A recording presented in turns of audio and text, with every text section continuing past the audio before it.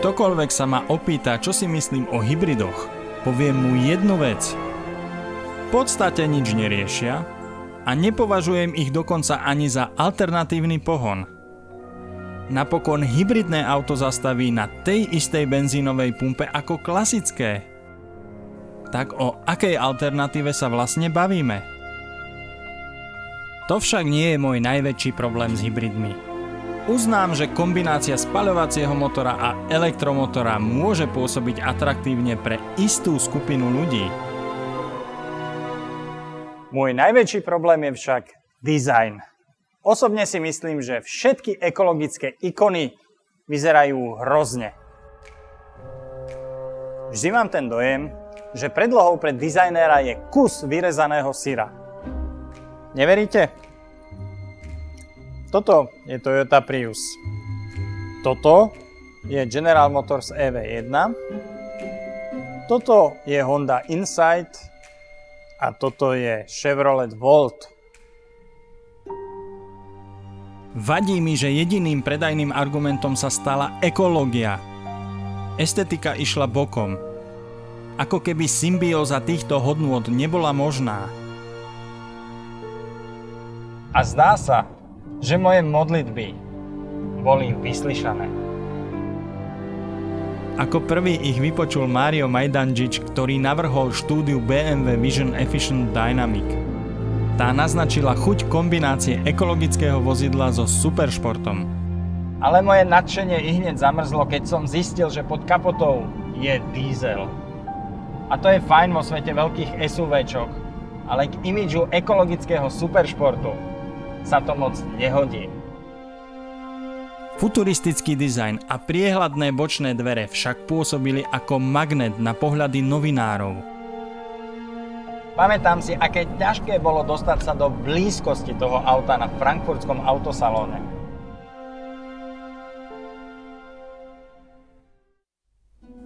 V roku 2011 sa koncept priblížil k realite so štúdiou i8.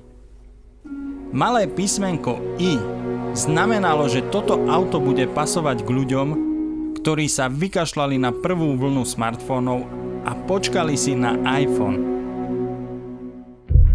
Vedeli, že príde chvíľa, keď sa slovo hybrid stane sexy.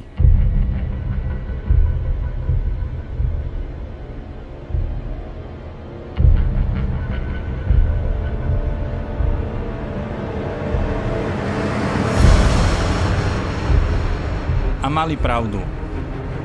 BMW im poskytlo dynamiku Porsche 911 v kabáte služobného auta Toma Cruisa so spotrebou malého turbodízlového Fiatu.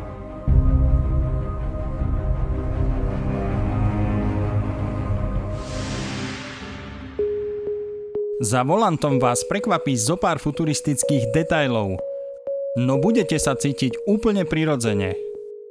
Avšak keď zamierite na cestu, začnú sa diať veci.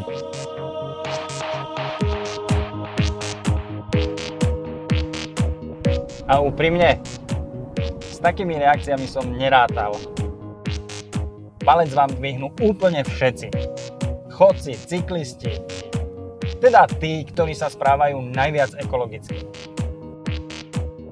V zásade je to plug-in hybrid, teda kombinácia plnohodnotného elektromobilu s klasickým spaľovacím motorom. Batérie s celkovou kapacitou 7,1 kWh sľubujú dojazd v čisto elektrickom režime až 35 km.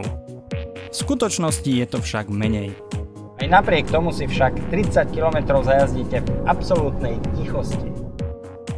Ak sa rozhodnete opustiť mesto a prepnete do športového režimu, k slovu sa dostane aj zážihový trojvalcový turbomotor s maximálnym výkonom 231 koní. Výsledkom kooperácie elektrického motora so spomínaným spaľovacím je kombinovaný výkon 362 koní. Otázka znie, funguje to aj v reálnom živote? Na to vezmite jed. V Mníchove si poradili s najväčším nepriateľom hybridov, ktorým je hmotnosť. Sada batérií vám totižto na celkovej hmotnosti auta pridá až 300 kg. Práve preto sa uchýlili k 6. prvku periodickej tabuľky, k uhlíku. Má 6 elektrónov, 6 neutrónov a 6 protónov. Čiže 6, 6, 6.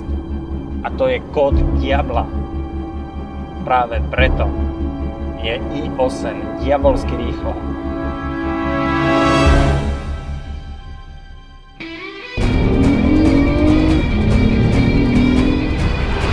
Nuly na stovku zrýchlite za 4,4 sekundy.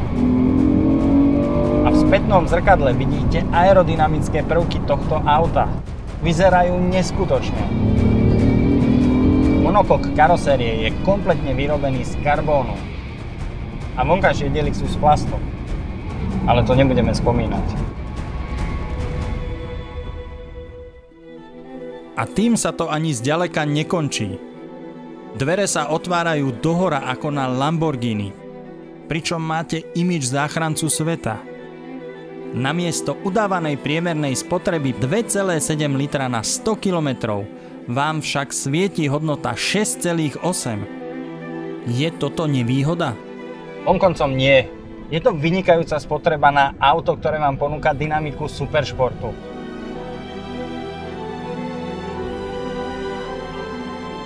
Okrem toho táto BMW i8 vyhrá akýkoľvek palcový súboj nad Ferrari či Lamborghini alebo Astonom Martin. Škoda, že sa u nás nepredáva. Veď za cenu 126 000 eur by sa našlo viac ako dosť zákazníkov. Možno sme na Slovensku príliš ortodoxní. Alebo nie sme? Napokon v showroome BMW na vás číha známy predátor v kabáte apokalyptického SUV. BMW X6M je odpoveď na otázku, ktorú si nikto nepoložil. Greenpeace ho označí za nepriateľa tučniakov a pôvodcu globálneho oteplovania. A viem, že by ste naňho radi zvalili všetku vinu sveta. Pravdou však je, že po ňom túžite viac ako po nasledujúcom dychu.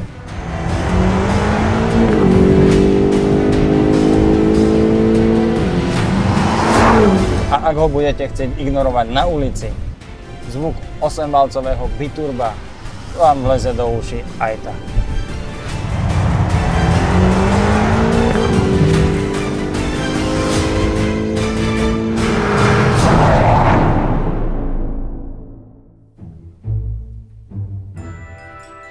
A svojím spôsobom pritiahnete aj dámske pohľady.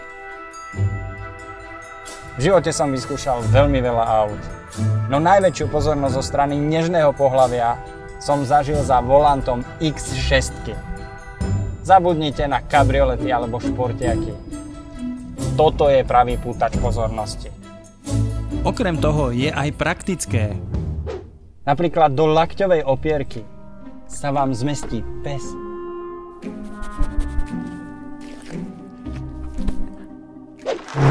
Takže akýkoľvek ďalší praktický test tohto auta je zbytočný.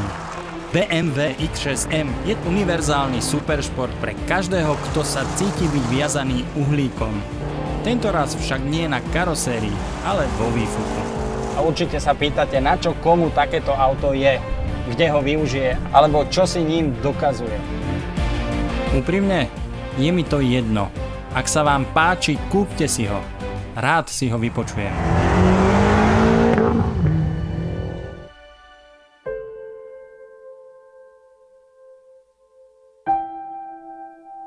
Pre mňa osobne je BMW X6M symbolom technického pokroku.